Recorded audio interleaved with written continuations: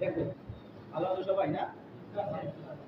আমরা আজকে নতুন একটা অধ্যায় শুরু করবো, সেটা হচ্ছে বল ও ঘর্ষণ, তাই না? তাহলে আজকে আমাদের পড়ার অংশটা হলো বল ও ঘর্ষণ। তো আমাদের সর্বপ্রথমে জানতে হবে বল জিনিসটা হচ্ছে কি, তাই না? বল ব্যাপার কি, এটা তাহলে আমার কাজটা হবে, ঠিক আছে? বল বলতে সাধারণত যে জিনিসটা বোঝায়, ঠিক আছে, কি বোঝায়? একটা বস্তু কয় অবস্থায় থাকতে পারে? দুই অবস্থায়। কয় অবস্থায় থাকতে পারে বলো তো? একটা স্থির আর একটা গতিশীল। একটা স্থির অবস্থা আর একটা গতিশীল অবস্থা। এখন যে বস্তুটা স্থির আছে ওই বস্তুটা কি স্থির থাকবে না? আর যে বস্তুটা গতিশীল আছে ওই বস্তুটা কি থাকবে? গতিশীল, তাই না? স্থির বস্তু পেয়ে তুমি যদি কি করতে চাও, কি করতে চাও? গতিশীল করতে চাও। আর গতিশীল বস্তু কি করতে পারবা? গতির পরিবর্তন করতে পারবা। গতির পরিবর্তনটা কেমন হতে পারে? তাকে ধরে স্থির করতে পারো, তাকে আবার যেই দিকে যাচ্ছে তাকে সরাই আবার অন্যদিকে ধাক্কা দিয়ে অন্যদিকে বাড়াইতে পারো। যেমন একটা ক্রিকেট বল এভাবে আসে না, তাহলে ব্যাটসম্যান কি করে? দূরে সদরে আঘাত করে দিকে সরাই দেয় না, যেমন র্যাকেট এভাবে মেরে দেয় না, সরে দেয় না। গতিশীলটাকে দিকটা পরিবর্তন করা, অর্থাৎ গতিটাকে পরিবর্তন করা যায়, তাই কিনা বলো? তাহলে এই যে তুমি স্থির বস্তুটাকে কি করতেছো, গতিশীল করতেছো, আবার গতিশীল বস্তুটাকে গতির পরিবর্তন করাই দিচ্ছ, দিচ্ছ কিনা বলো তো? দিচ্ছ না? তাহলে এইটা যে এমনি এমনি হচ্ছে, এখানে কি করা হচ্ছে? কোনো কিছু প্রয়োগ করা হচ্ছে না, কোনো কিছু দেওয়া লাগতেছে না, এক্সটার্নালি হবে। স্থির বস্তুটাকে আমি টান দিয়ে কি করতেছি? গতিশীল করার চেষ্টা করতেছি। গতিশীল বস্তুটাকে আমি কি করতেছি? গতির পরিবর্তন করতেছি, হয় তাকে ধরে স্থির করছি, না সরাই দিচ্ছি অন্যটাকে ধাক্কা দিয়ে। কোনো একটা তো করতেছি, নাকি কোনো একটা তো প্রয়োগ করছি গতিশীল বা স্থির বস্তুর। এই প্রয়োগটাকে কি বলা হচ্ছে? কোনো কিছু পরীক্ষা করাকে কি বলা হচ্ছে? তাহলে এখন যদি আমরা যদি বোঝার চেষ্টা করি, বল জিনিসটা হচ্ছে কি? বল হচ্ছে কি বলতো? যা কোনো স্থির বস্তুর উপর, কি বস্তুর উপর? স্থির বস্তুর উপর। তাহলে আমরা লিখতে পারি যা স্থির বস্তুর উপর কি করবো বলতো? স্থির বস্তুর উপর কি করবো? প্রয়োগ করবো, কিছু প্রয়োগ করতে হবে। আগে তো প্রয়োগ করতে হবে, তারপর অন্য কিছু ঘটনা ঘটবে। যা কোনো স্থির বস্তুর উপর প্রয়োগ করলে কি হতে পারে বলতো? সেটা কি হবে? স্থির বস্তুর উপর প্রয়োগ করলে সেটা কি হবে? গতিশীল হবে না? প্রয়োগ করলে যা কোনো স্থির বস্তুর উপর প্রয়োগ করলে দুটি কি হয়?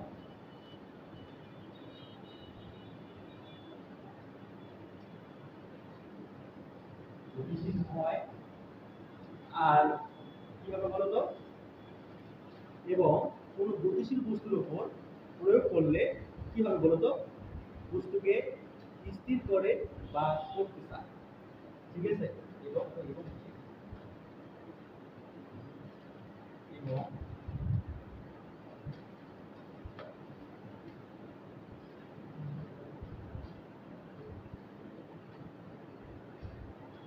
গতিশীল বস্তুকে আমরা গতির পরিবর্তন দিয়ে দেবো। পরিবর্তনটা কেমন হবে, তাই না? পরিবর্তন মানে কি? বেশি হতে পারে, কম হতে পারে, এইটার পার্থক্য, তাই না? বা বৃদ্ধি পেতে পারে, হ্রাস পেতে পারে, এটাই তো। তাহলে গতিশীল বস্তুকে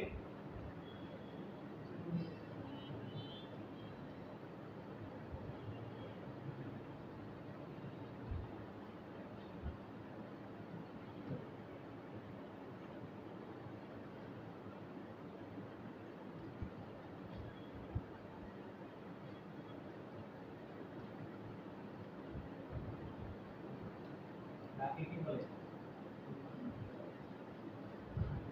বুঝতে পারছো? তাহলে কি বললাম বলো তো? বলটা কি বললাম? স্থির বস্তুর উপর আমরা কি করলাম বলো? প্রয়োগ করলে যদি হয়, সেটা যদি কি হয় বলো? গতিশীল বস্তু হয়। এবং গতিশীল বস্তু যদি কি হয়? গতিশীল বস্তু যদি কি হয় বলো তো? এবং গতিশীল বস্তুকে গতির পরিবর্তন করে। কি করে? কাজ পরিবর্তন করে বলো তো? গতির পরিবর্তন করে। কথা বোঝা গেছে? কথা বোঝা গেছে?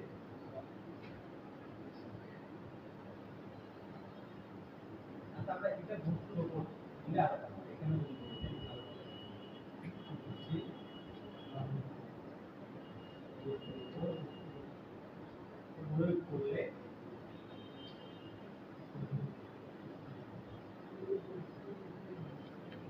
করলে যদি গতির পরিবর্তন হয়, গতির পরিবর্তন হয় তাকে আমরা বল বলতে পারি। তাহলে কি বললাম, স্থির বস্তুর উপর প্রয়োগ করলে গতিশীল হয়, আর গতিশীল বস্তুর উপর প্রয়োগ করলে যদি গতির পরিবর্তন হয় তাকে কি বলা হবে, বল। ঠিক আছে, কথা ক্লিয়ার, বুঝতে পারছো? বল জিনিসটা কি বুঝতে পারছো? মানে বল জিনিসটা হচ্ছে কোনো কিছু প্রয়োগ করা। কি করা? প্রয়োগটা। মানে প্রয়োগটা কেমন হতে পারে? প্রয়োগটা বিভিন্ন রকমের হতে পারে। প্রয়োগটা কথা বোঝা গেছে? এখন প্রয়োগটা হতে পারে কি হতে পারে, ধরো বস্তুটাকে তুমি টানতে পারো, কি করতে পারো, টানতে পারো, এটা একটা প্রয়োগ হলো না? আবার কি দিতে পারো, ধাক্কা দিতে পারো। কি দিতে পারো, ধাক্কা দিতে পারো। তাহলে প্রয়োগ করা, টানা, ধাক্কা, এগুলো সাধারণত কোনো কিছু কি করা হয়, প্রয়োগ হয় না? তাহলে উঠানো, নামানো, আবার কি, তাহলে উঠানো, আবার কি, নামানো।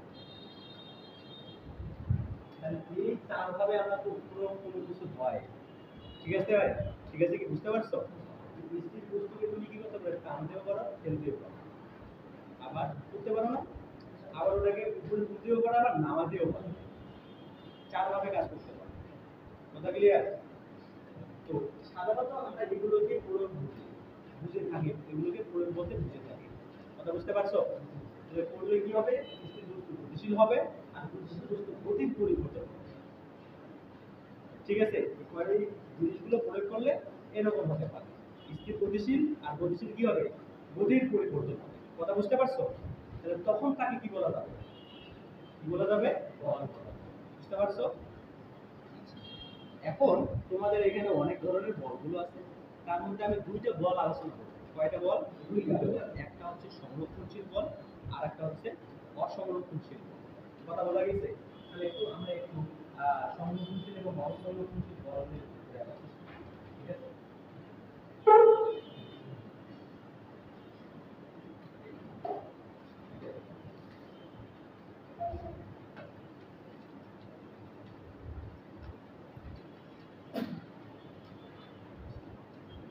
সংরক্ষণশীল বল, এটা আবার কি, তাই না?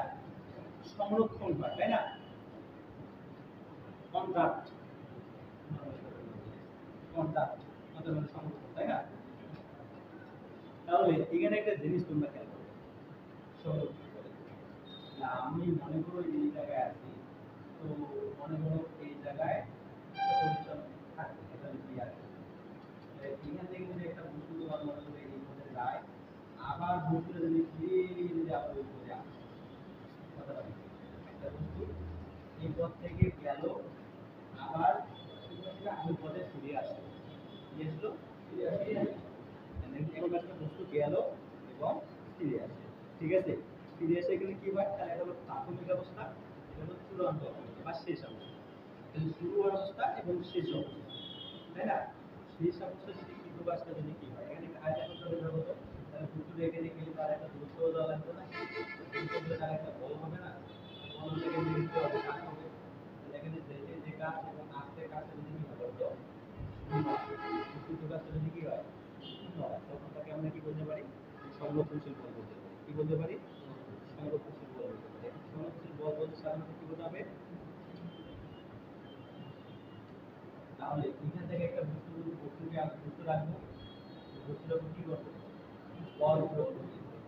বল প্রয়োগ করলে প্রাথমিক অবস্থা যদি শেষ অবস্থানে যায়, এবং শেষ অবস্থানে যদি প্রাথমিক অবস্থানে ফিরে আসে, এরপরে যদি মোট কৃত কাজটা, কি কাজটা, মোট কৃত কাজটা যদি শূন্য হয়, কি হয়, শূন্য হয়, তখন তাকে কি বল বলা যাবে, সংরক্ষণশীল বলা যাবে। কি বল, সংরক্ষণশীল বল। তাহলে সংরক্ষণশীল বল কি বলতো, আমরা একটা বলতে পারি যে কোনো বস্তুর উপর, কোনো বস্তু যে বল, যে বল কোনো বস্তুর উপর কি করলে বলতো, ক্রিয়া করলে তাকে পুনরায় প্রাথমিক অবস্থায় ফিরে নিয়ে আসে। ক্রিয়া করে পুনরায় কি করা যায় বলতো, প্রাথমিক অবস্থায় ফিরে নিয়ে আসা যায়। এবং বল কর্তৃক কৃত কাজটা যদি কি হয়, শূন্য হয়, বল কর্তৃক কৃত কাজটা যদি কি হয়, শূন্য হয়, তখন তাকে আমরা সংরক্ষণশীল বল বলি। আর যদি কৃত কাজ শূন্য না হয় তাহলে অসংরক্ষণশীল বল বলতে পারি। আমরা আলোচনা করছি দুটো ধরনের বল, একটা সংরক্ষণশীল আর একটা হলো অসংরক্ষণশীল। আর এখান থেকে তুমি বল প্রয়োগ করে যদি কি করো, বল প্রয়োগ করে যদি বস্তুটাকে প্রাথমিক অবস্থায় যদি চূড়ান্ত যদি আমি প্রাথমিক অবস্থায় ফিরিয়ে নিয়ে আসি, তখন তাকে কি হবে, কৃত কাজটা যদি শূন্য হয়ে যায় তখন তাকে কি বলা যাবে, সম্মুখীন বলা যাবে। তাহলে আমরা বলতে পারি, কি বলতে পারি, যে কোনো বস্তুর উপর বল প্রয়োগের ফলে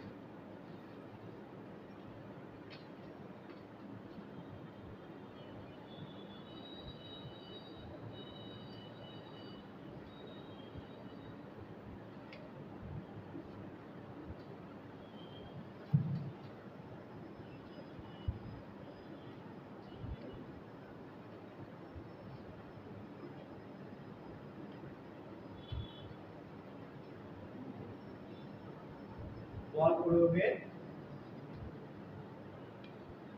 প্রয়োগের তাই না, যে কোনো পদে আবার কি করবো, ঘুরে যে কোনো পদে হতে পারে এখন এই পদ না এই পদ, যে পদ দিয়ে শুরু করলেন যে কোনো পদে আবার ঘোরায় যদি নিয়ে আসি, ঘোরায় প্রাথমিক অবস্থা যদি ফিরিয়ে নিয়ে আসি, তাহলে কোনো বস্তুর উপর বল প্রয়োগের ফলে যদি যে কোনো পদে কি পদে, যে কোনো পদে আমি যদি কি করি বলতো, ঘুরিয়ে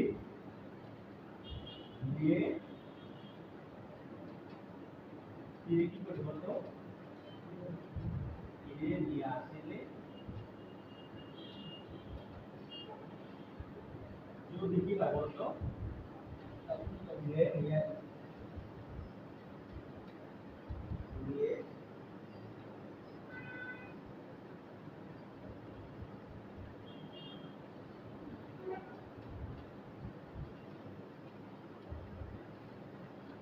দিয়ে নিয়ে আসলে যদি কি হয় বলতো,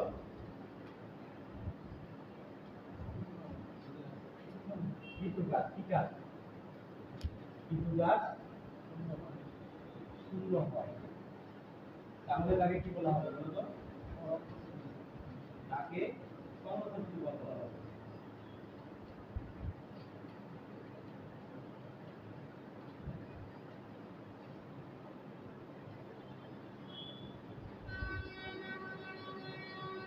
তাহলে কি বললাম, কোনো বস্তুর উপর বল প্রয়োগের ফলে, বল প্রয়োগের ফলে যে কোনো পদে কি পদে, যে কোনো পদে ঘুরিয়ে কি আবার কি বলতো, প্রাথমিক অবস্থায় ফিরিয়ে দিয়ে আসে, প্রাথমিক অবস্থায় ফিরিয়ে নিয়ে আসে, ফিরিয়ে নিয়ে এসে যদি কি হয় বলতো, কিছু কাজটা শূন্য হয়, কি হয়, কিছু কাজ যদি শূন্য হয় তাকে সংরক্ষণশীল বল বলা হবে। আর অসংরক্ষণশীল বলে কি বলবো বলতো, অসংরক্ষণশীল বলে কি বলবো, কিন্তু অসংরক্ষণশীল বলটা তোমাদেরকে অত কষ্ট করে করতে হবে না, ঠিক আছে, অসংরক্ষণশীল বল, কথা বুঝে গেছে। তাহলে যদি ওইখানে যদি কি হবে, শূন্য যদি কি হলো, এখানে যদি শূন্য হয়েছে না, এখানে শূন্য হয় তাই না, আর যদি কোনো ওখানে যদি শূন্য না হয় তাহলে একটা না কথাটা দিবা, কি কথা দিবা, না কথাটা শূন্য না হয়, ঠিক আছে, শূন্য যদি না হয় তাহলে তাকে কি বলা যাবে, অসংরক্ষণশীল, শূন্য হলে সংরক্ষণশীল, ঠিক আছে, কথা বুঝতে পারছো।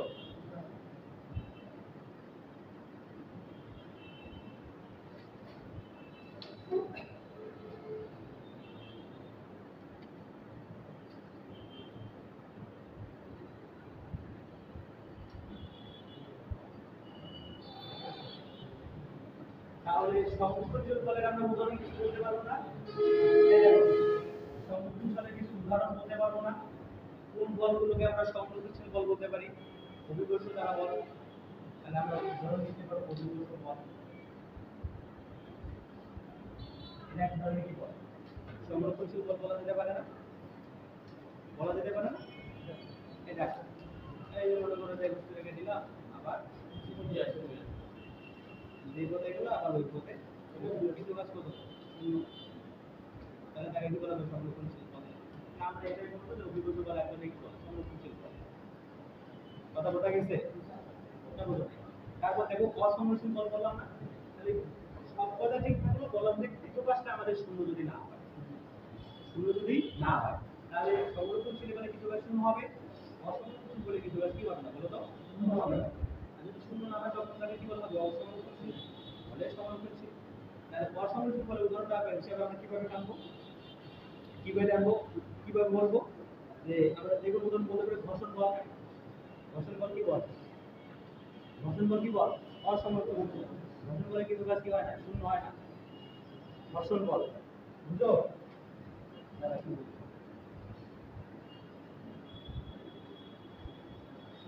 উদাহরণ হিসেবে বলবা ঘর্ষণ বল। কি বল? ভর সংরক্ষণশীল বল। কথা বোঝা গেছে?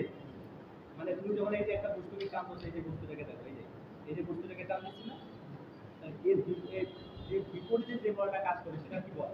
ঘর্ষণ বল। আর যেটা টানি সেটা হচ্ছে প্রযুক্ত বল। প্রযুক্ত বলের বিপরীতে যেটা কাজ করে সেটা হচ্ছে কি বল? ঘর্ষণ বল। ঘর্ষণ বলটা হচ্ছে কি মন্দনকারী বল। কি বল? মন্দনকারী বল। এই এনার্জিটাকে খালি মাইনাসে করে, মাইনাস করে, ঠিক আছে? মানে এক দিকে এনার্জি করে, ওটাকে আর প্লাস ফিরে নিয়ে আসতে পারে না, কনসেপ্ট নিয়ে আসতে পারে। তো শুধু ওখানে ওই যে বলটাকে আমরা কি বল বলতে পারি? অসংরক্ষণশীল বলে। এখানে কিছু কাজটা শুরু হচ্ছে না, কিছু কাজটা কি হচ্ছে? অলওয়েজ নেগেটিভ হচ্ছে এখান থেকে বলার পর। কথা বোঝা গেছে? কথা বোঝা গেছে? এই জন্য ঘর্ষণ বলকে আমরা অসংরক্ষণশীল বল বলতে পারি, ঠিক আছে? ঘর্ষণ বলে যে কাজটা হয় ওইটাকে আবার ফিরে নিয়ে আসা যায়? যায় না কিন্তু। যে বস্তুটা যেখান থেকে নেগেটিভ কাজ ওখান থেকে সে করতেছে, যে এনার্জিটা রিলিজ করতেছে যে বলের কারণে, এটাকে আবার নিয়ে আসতে পারতেছে? পারতেছে না। এই জন্য ওই বলটাকে কি বল বলা হচ্ছে? অসংরক্ষণশীল বল বলা হচ্ছে, ঠিক আছে? অর্থবাদী বিষয়ে ঘর্ষণ বলকে আবার কাজের অবস্থায় ফিরিয়ে নিয়ে আসে, যাই করি না কেন ওর কিছু কাজটা কখনো শূন্য হবেই না, ঠিক আছে? যদি মাইনাস করে ফেলতে তখন আর কখনো ফিরিয়ে নিয়ে এসে প্লাস করা সম্ভব হবে না। তো আমরা এটা বলতে পারি অসংরক্ষণ, সরি, ঘর্ষণ বল এক ধরনের অসংরক্ষণশীল বল।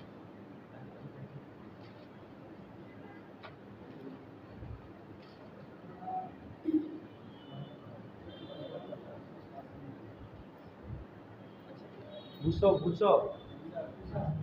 তাহলে নিউটনের আর গতির তিনটে সূত্র দিয়ে আমরা স্টপ দিয়ে দিব, তারপর গতির তিনটে সূত্র গতদিনে একটু ব্যাখ্যা করার চেষ্টা করব। কথা বোঝা গেছে?